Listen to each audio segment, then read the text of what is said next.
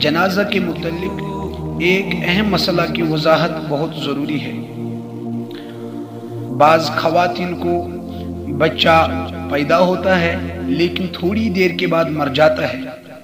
मसला ये है कि इसको गुस्ल देना है या नहीं, जनाजा पढ़ना है या नहीं, नाम रखना है या नहीं। और बाज़ ख़वातीन को बच्चा मुर्दा ही पैदा हो जाता है, अब उसका भी मसला है, इसको गुस्ल देना है, उसका जनाजा पढ़ना है और नाम रखना है।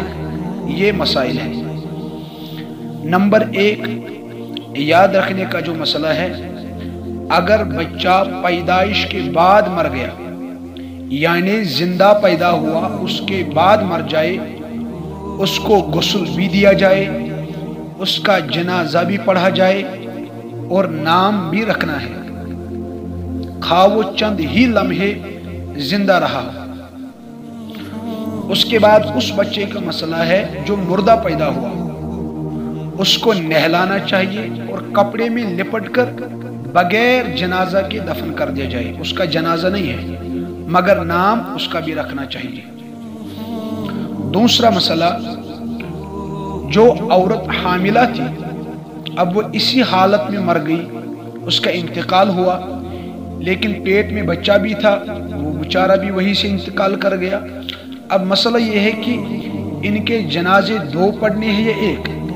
याद रखना चाहिए जब बच्चा माँ के पेट में ही मर गया हो तो उसका दूसरा जनाजा नहीं है, उनका एक ही जनाजा पढ़ना है।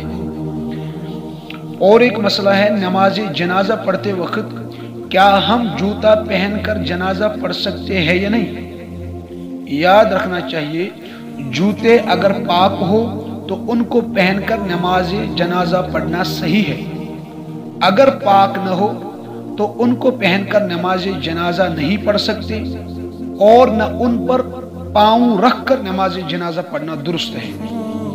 अगर कोई जूते पहनकर नमाज तो नहीं पढ़ता, अलबत्ता जूते निकालता है, उसके बाद उन जूतों पर पाँव रख के जनाजा पढ़ता है, ये भी जायज़ है।